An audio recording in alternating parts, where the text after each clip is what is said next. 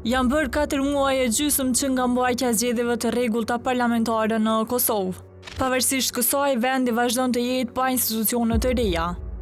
Konstituimi i Kuvendit të Kosovës ka dështuar të bëhet për 38 herë radhazi, me seanca të mbajtura çdo 48 orë që nuk zgjasin më shumë se 4 minuta.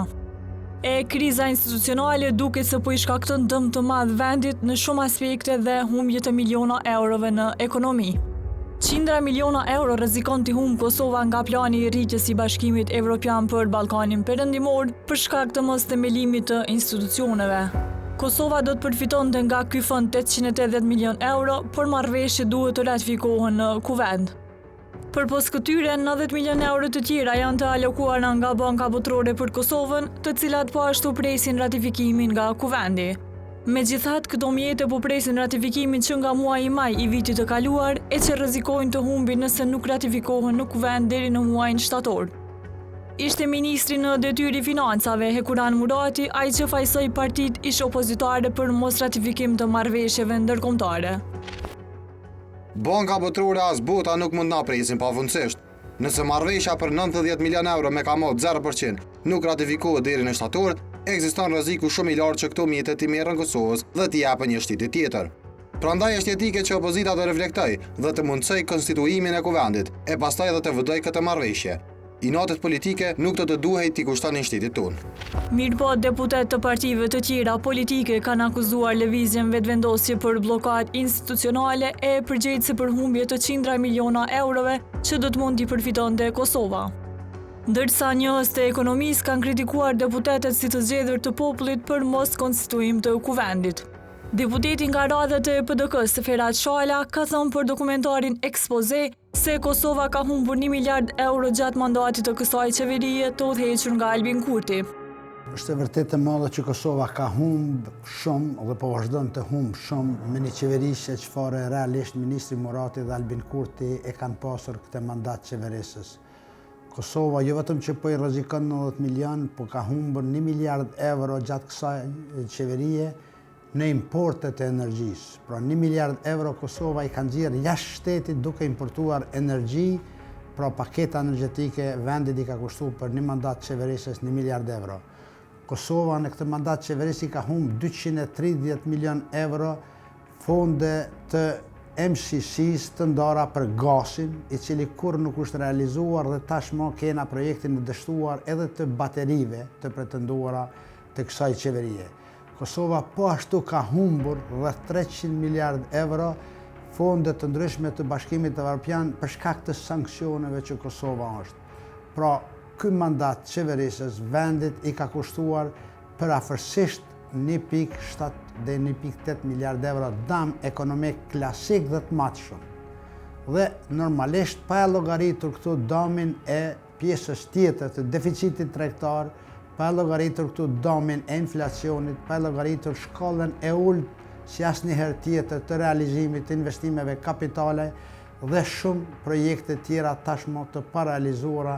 Ndërsa deputetja e LDK-s Hykmete Bajrami ka thënë se Hekuran Murati po bën propagandë, duke theksuar se qindra miliona euro grante nga BE-ja janë të pezulluara që 2 vite për shkak të politikave amatoreske të Kurtit dhe qeverisë së tij që i sollen sanksione e Kosovës.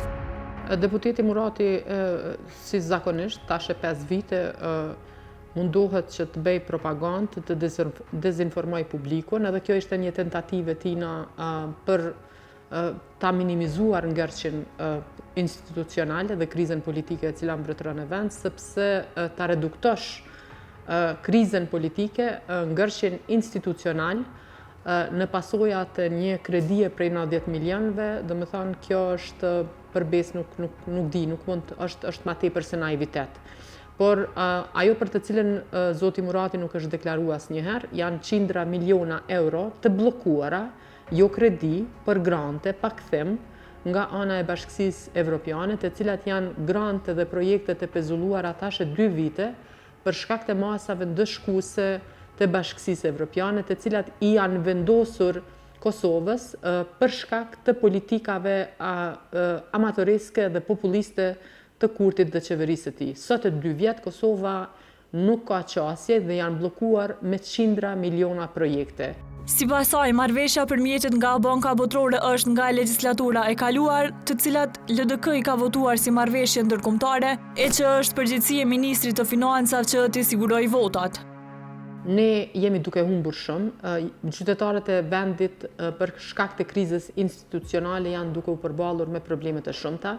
Ne kemi një krizë dhe një mafi energjetike e cila është duke dëmtu interesin e qytetarit në baza ditore. Pothuajse çdo ditë nga janari, dhe dhanat ekzistojnë diku deri me datën 1 maj, ne kemi pasur import të energjisë elektrike në dite rreth 1 milion euro. Dhe këto janë damet që po i shkaktohen Kosovës. Në anën tjetër, marrëveshja për të cilën zoti Murati ka folur, ka qenë një marrëveshje e cila ka qenë e prezantuar, siç i referohet ai, domethënë edhe në legjislaturën e kalume, është pikërisht përgjegjësia e Ministrit të Financave që të bëjë votat në Kuvendin e Republikës së Kosovës. LDK-ja përkundër qasjes tepër jo të mirë te zotit Murati si ministër në atë kohë, i ka votu pothuajse të gjitha marrëveshjet ndërkombëtare. Ne kemi pas qëndrim kundër 2 marrëveshjeve dhe ato nuk i kemi votuar. Edhe ato marrëveshje, nëse nuk gaboj, kanë kalu me votat e të tjerëve, por në parim i kemi votuar të gjitha marrëveshjet. Ka qenë pikërisht zoti Murati, i cili ka ardhur para seancave gjatë prezantimit të kredive, marrëveshjeve ndërkombëtare, ka ofenduar deputetët edhe në këtë mënyrë ai ka humbur mbështetjen e deputetëve të opozitës. Domethënë është dështimi, është përgjegjësia e tij në qoftë se këto projekte nuk janë implementuar. Në anën tjetër, ish deputeti i AAK-s, Palekaj, thot për ekspoze se vetëvendosja ka bërë praktik që për çdo dështim të tyre ta fajsoj opozitën. Për humbjen e mundshme të këtyre mjeteve, Lekaj thot se fajtor janë Kurti e Murati.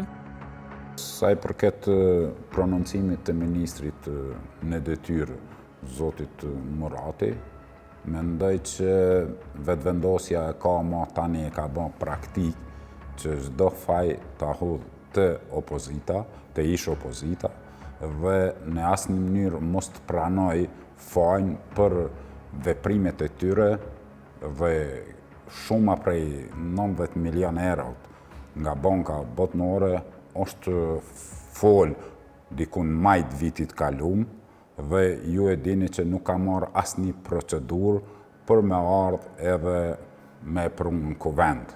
Kanë pas numrat, i kanë pas deputet, por ja sikur kanë neglizhuar edhe iniciativa tjera dhe kemi ardhur në këtë krizë të thellë institucionale që nuk shifet kund drita në tunel. Ajo që mund them si përfundim sa i përket Muratit, fajin krye këput e ka vetëvendosja, e ka qeveria në detyrë Kurti, që e ka uzurpu qeverinë dhe që nuk po mundet mi kriju institucionet.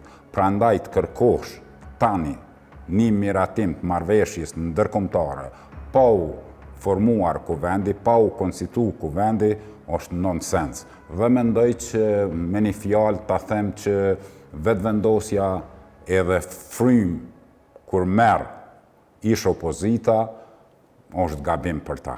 Kurse ish-kryetari i Odës Ekonomike, Safet Gërxhaliu, thot se është turp i madh që të zgjedhurit e popullit e kanë katandisur Kosovën në këtë gjendje, duke mos i krijuar institucionet. Ai thekson se përpos 90 milion eurove, Kosova ka humbur edhe qindra milionat të tjerë nga fondi për rritje i IBE-s. Tendencisht që ose analizohet realiteti ekonomik dhe politik, po edhe integrues në Kosovë, Kosova është sot më ashtu siç ju konvenon armiqve të saj shekullor. Kosova nuk e ka komoditetin të eksperimentojë me shtetë dhe me ardhmërinë e Republikës së Kosovës, për fat të keq pas zgjedhjeve të shkurtit të vitit 2025 me Kosovën po luhet. Kosova po nënçmohet nga ata që kinë se flasin në emër të qytetarëve dhe në emër të votës, dhe të kemi këto kriza në botë dhe këtë çrregullim global dhe Kosova të mos ketë kurajo që të krijojë institucionet vërtet të shturpin më i madh që e ka kandisur Kosovën viteve të fundit. Në këtë drejtim ne nuk jemi duke pësuar vetëm në aspektin politik, jo vetëm në aspektin integrues, po jemi duke pësuar në aspektin ekonomik dhe social, dhe mbi të gjitha është imazhi krijuar për Kosovën, që në Kosovë shumë tepër tani luftojmë për ta shkatruar shtetin sesa për ta forcuar shtetin. të kesh partneritet me bankën botërore, të kesh partneritet me institucione kredibile ndërkombëtare, të cilat janë gjendje për ta ndihmuar Kosovën dhe për hir të tekeve politike të mos ratifikohen këto marrëveshje është tupi më i madh i shekullit të 21.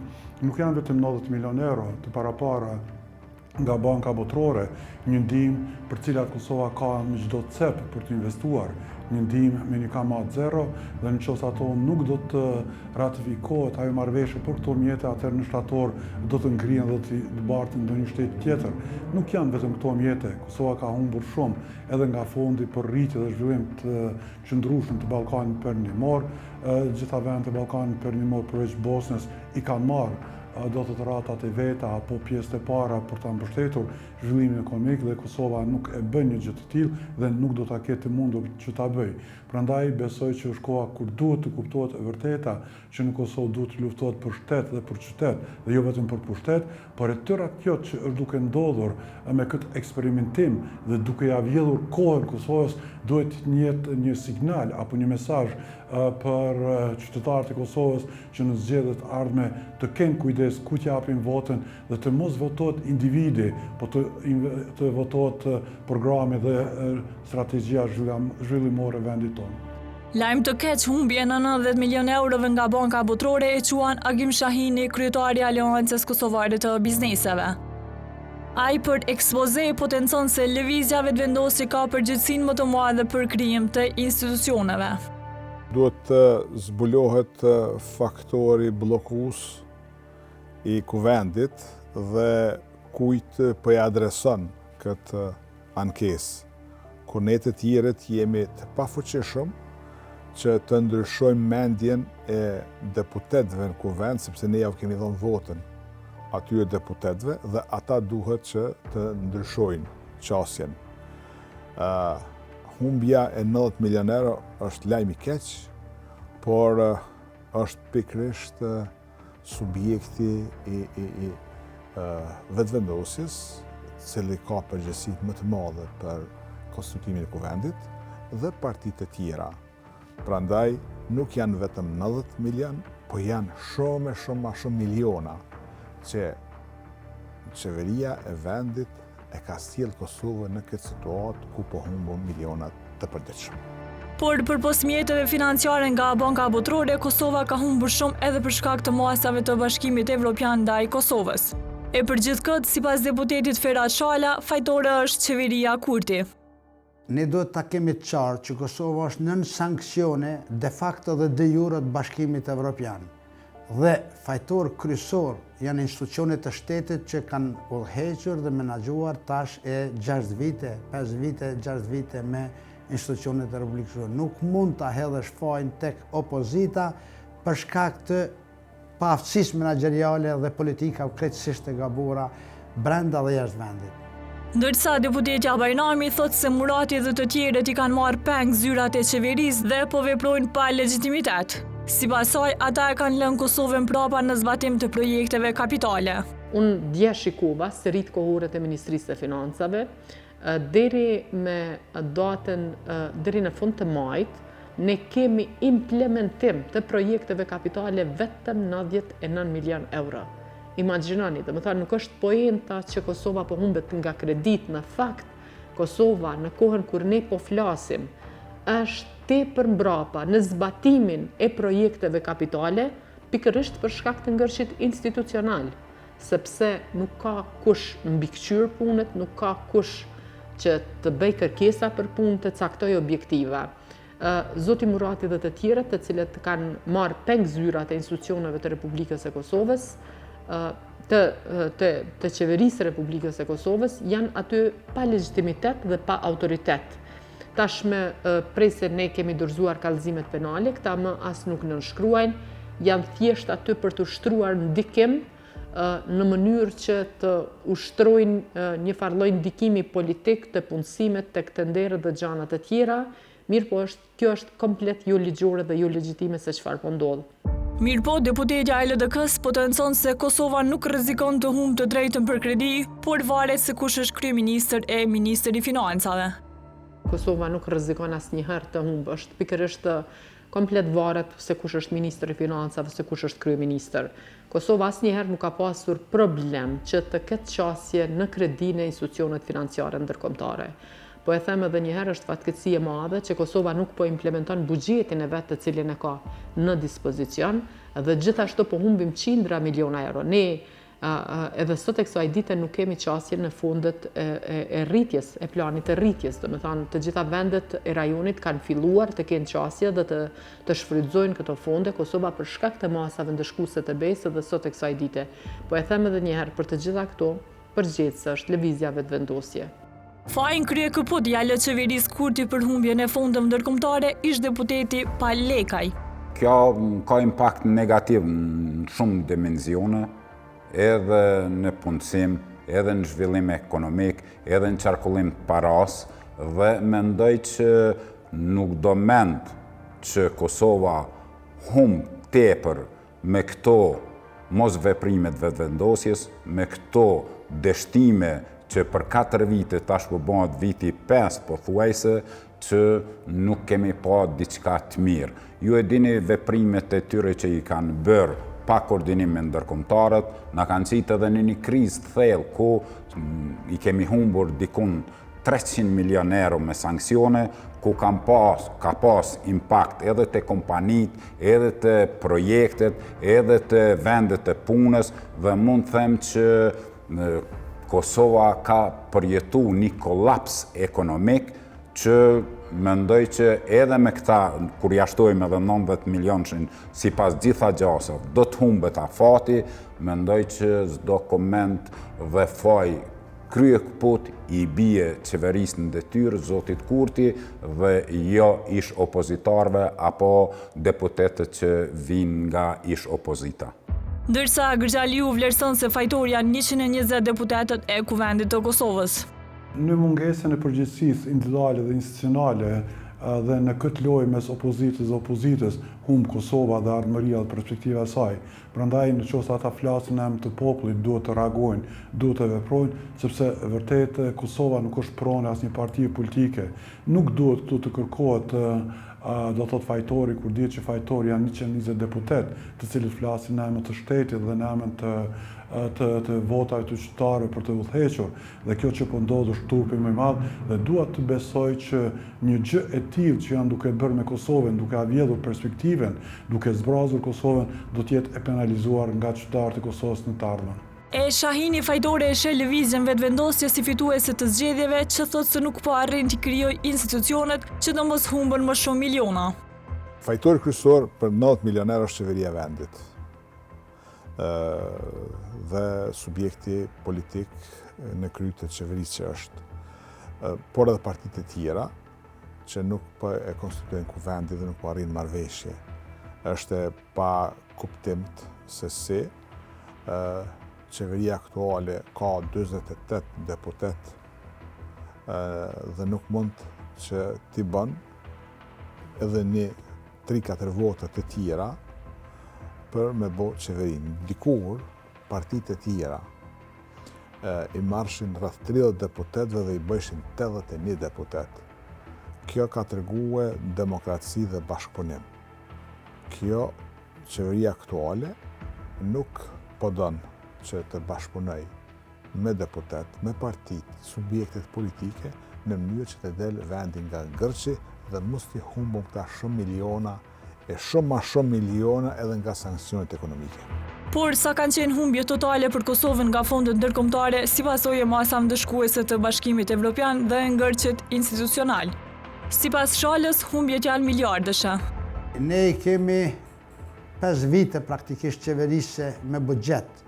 Kosova po humbe edhe këtë vit një buxhet prej 3.5 miliard euro, tash jemi në fund të muajit të 6, nuk kemi rishqim buxhetor, nuk kemi raporte për shpenzimet e buxhetit, nuk kemi asnjë të dhënë zyrtare për mënyrën e harxhimit buxhetor për këtë vit. Por nëse i shtojmë buxhetet e 4 viteve të kaluara, në esencë ne nuk kemi realizuar projektet e pritshme dhe duhura për zhvillimin e vendit. Pra kemi shumë dome si në aspektin ekonomik, social, politik e kështu me radhë, po me theks të veçantë Kosova ka humbur imazhin si vend perspektiv për zhvillim dhe për investime. Sot nuk kena asnjë investitor të veçantë të ardhur nga jashtë apo investitor strategjik që mund apo pret për një projekt të caktuar. Ndërsa deputetja Bajrami ka potencuar se nga disa lista që ka siguruar, në vetëm 3 sektor Kosova ka humbur 293 milion euro. Komisioni për Integrime Evropiane vitin e kaluar, i cili disa herë ka kërkuar të dhëna zyrtare për domethënë kostën oportune të masave ndëshkuese dhe asnjëherë nuk e kemi marrë një listë. Unë po e them që kam pasur nga vendet e Bashkësisë Evropiane një listë prej një listë projekteve, të cilat kanë qenë shumë prej 293 milion euro dhe ka qenë menaxhim i mbeturinave, trajtimi i ujrave të zeza, projekte në ujë të pishëm dhe projekte në bujqësi. 293 milion euro kanë qenë vetëm në këta 3 sektor. Por përpos kësaj, ajo thekson se humbjet janë të mëdha edhe në aspektin politik e dëmtim të imazhit.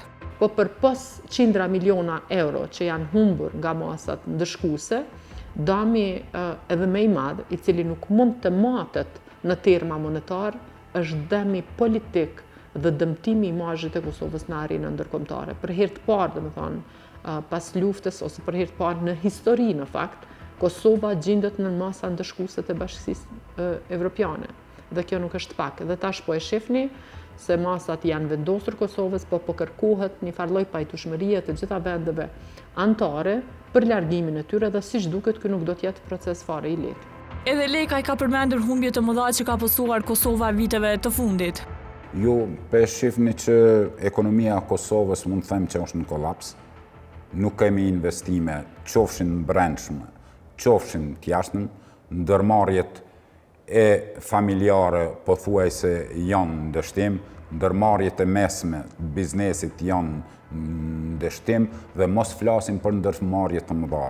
Prandaj të humbish edhe 400 milion euro nëse ja shtojmë edhe 90 milion që në bankës botnore, mendoj që Kosova përjeton humbjen më të madhe pas luftës, në vend që ne me thith fonde, me kriju vende të reja të punës, me zhvillu ekonominë, ne nuk jemi promotor zhvillimit ekonomik, por jemi ata që ne, për shembull, vetëvendosja në këtë rast, qeveria e Kosovës ka menduar vetëm për veti e jo që të kemi një zhvillim stabil ekonomik të vendit dhe të krijohen vende të reja të punës.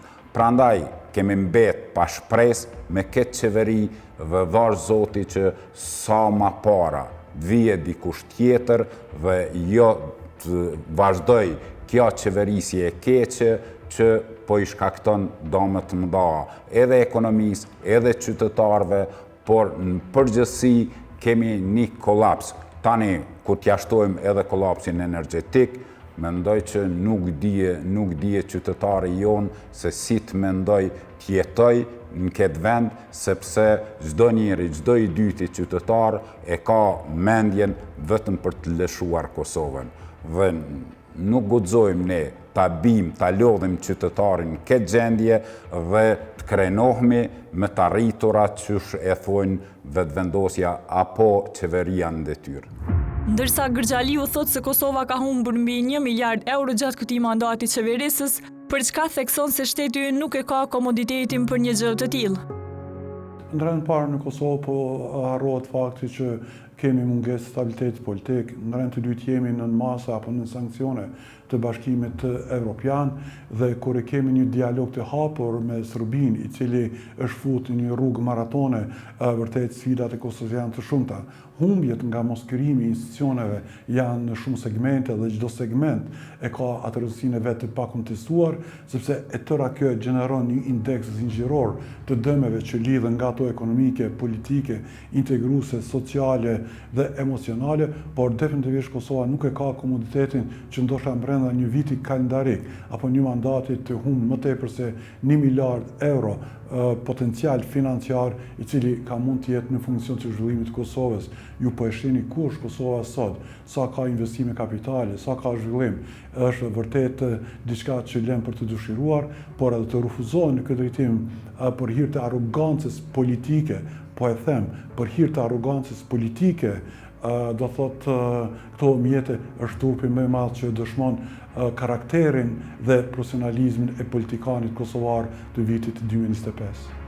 Mbi 1 miliard euro humbje i përmend edhe Agim Shahini. Humbjet janë mbi 1 miliard euro. Duke përfshirë këtu tash pothuajse 2 vjetë më shumë të sankcione ekonomike dhe sankcionet janë kryesisht kundër përgjigje e qeverisë aktuale nga EU-ja dhe partnerët e tij ndërkombëtar. Pse ekonomia e Kosovës është në këtë gjendje, përgjes prapë është qeveria e vendit. Nuk mund askush të adreson gishtin nga dikush tjetër, pse energjia elektrike është më e shtrejta në Evropë. Në Kosovë duhet të prapë të shikohet në drejtimin e qeverisë së vendit, pse ka leju një gjë të tillë, pse rënja ekonomike nga 4.4 e parashikimeve ka ra tash në 3.65, sipas Bankës Botërore, është prapë problemi i qeverisë së vendit. Dhe pse janë ngrit çmimet në Republikën e Kosovës është një problem që Kosova varet nga importet dhe vitin e kaluar kanë shku import në 6.3 miliard euro. Dhe qeveria nuk ka arrit të mbështet ekonominë prodhuese, përpunuese dhe biznesin vendor. Dhe ne kemi shpresuar në qeverinë aktuale që do t'i bashkohet misioni të Aleancës Biznes Kosovës për të mbështet prodhimin vendor dhe ne kemi besuar se qeveria aktuale do të bën shumë ma shumë për prodhuesit vendor, sepse në të kaluarën propaganda ka qenë e tillë, ka qenë vetëm subjekt jo qeveritar që ka mbështet iniciativat e prodhuesve vendor. Dhe tash, kur është në krye të qeverisë, iniciativat prodhuese dhe të bizneseve janë të pambështetura përkundrazi energjinë elektrike e kemi më të shtrenjtë në Ballkanin Perëndimor dhe në Evropë. Derisa fondet për Kosovën mbesin në pritje, duket si krijimi i institucioneve të reja nuk është urgjencë. 120 deputet të zgjedhur nga vota e popullit në zgjedhjet e 9 shkurtit hynë e dalin nga kuvendi çdo të dytën ditë që nga 15 prilli kur nisi seanca e parë, duke hedhur akuza ndaj njëra tjetrës për bllokadë pas çdo dështimi të seancës. Një gjë është e sigurt, sa më shumë që zgjat kjo bllokadë, humbjet për Kosovën janë më të mëdha. E faji nuk e merr askush përsipër.